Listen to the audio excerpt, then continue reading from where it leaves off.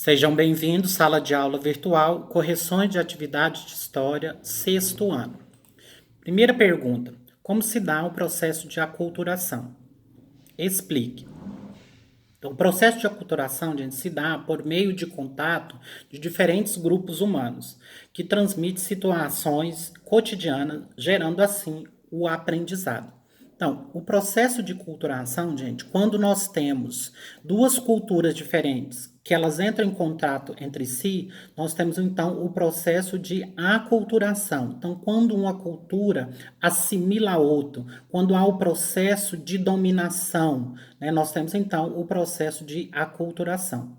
Então, cultura, gente, tem a ver com conhecimento, tem a ver com arte, tem a ver com a ética, tem a ver com moral. Todos esses elementos que fazem parte da nossa sociedade, faz parte então da nossa cultura. Como é o caso, por exemplo, da cultura brasileira, que é bem diversificada, né, devido à experiência, devido a junção de várias culturas, vindo da cultura europeia, vindo da cultura africana, vindo da cultura indígena. Quando essas civilizações elas entraram em contato entre si, nós tivemos então um processo de enculturação. Então, quando houve essa interação, nós tivemos então um processo de aculturação.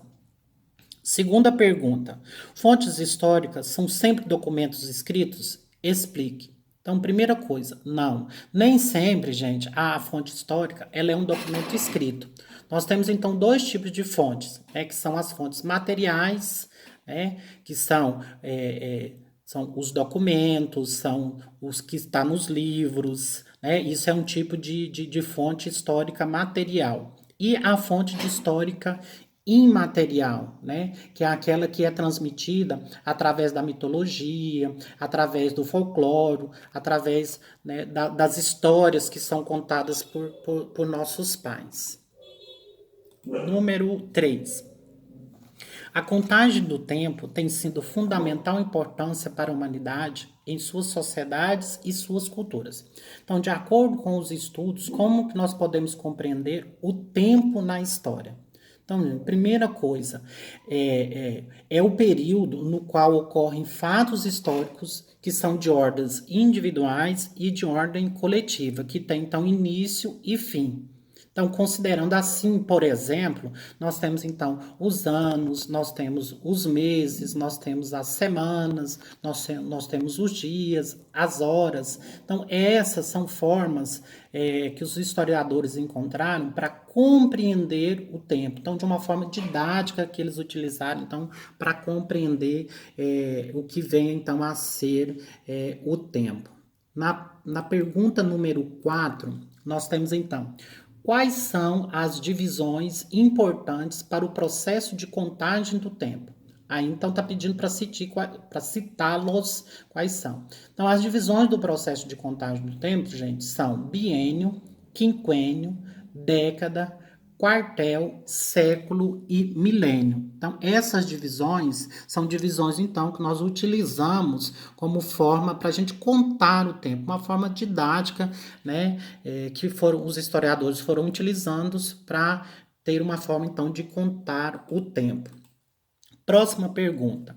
O biólogo francês Lamarck contribuiu com suas leis que ajudavam a explicar o processo de evolução das espécies. Então, sendo assim, explique. Letra A lei do uso e do desuso.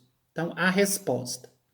Segundo essa lei, gente, os seres vivos, eles sentem então a necessidade de se adaptarem às novas condições ambientais, o que se traduz então como o que nós chamamos de uso e desuso contínuo de determinados órgãos.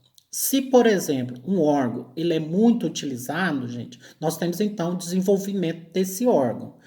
Quando o órgão não é muito usado, né, nós caímos então para essa segunda lei, que é a chamada da lei do desuso. Esse órgão, então, ele pode atrofiar. Então, segundo Lamarck, existem então essas duas leis que nós chamamos então de uso e desuso. Próxima pergunta é, letra B, a lei da herança dos caracteres adquiridos. Então, a lei da herança dos caracteres adquiridos, Essa é uma lei, então, defendida por Jean-Baptiste Lamarck, que ele diz que, segundo a qual as modificações que se produzem no indivíduo ao longo da sua vida, como consequência do uso e do desuso dos órgãos, são hereditárias, originando, assim, mudanças morfológicas no conjunto da população. Então, essa lei é a lei que vai determinar que os seres vivos, eles vão adquirindo caracteres, eles vão adquirindo heranças genéticas aí, causando então a consequência do que nós chamamos então do uso e do desuso. Se ele usa, né, vai haver uma evolução. Se ele não usa, vai haver então um atrofiamento então desse órgão aí. Próxima pergunta. Explique o que é seleção natural. Então, resposta. Então, a seleção natural, gente, ela consiste em selecionar indivíduos que são mais adaptados a determinada condição ecológica, eliminando então aqueles que sofrem então desvantagem para essa mesma condição. A expressão mais adaptado, gente, refere-se a uma maior probabilidade de determinado indivíduo, então, de sobreviver e deixar descendentes em seu determinado ambiente. Então, essa lei da seleção natural é o que a natureza vai selecionar aquilo que pode ser adaptável. Aquilo que não consegue sofrer nenhuma adaptação naquele ambiente, ele corre sério risco de desaparecer, como é o caso, por exemplo, de animais, de plantas, que nós tivemos então no início, né, da origem das espécies e que desapareceram. Né? Por quê? Porque eles não conseguiram, né, se adaptar. Então nós tivemos aí a própria natureza, ela tratou de extinguir, né, esses seres vivos aí. Próxima pergunta. Pergunta número 7. Além de buscar, gente, as bases que levariam à origem humana, cientistas investigam, gente, quando surgiu o universo. Então, dentro deste contexto, comente sobre a teoria do Big Bang.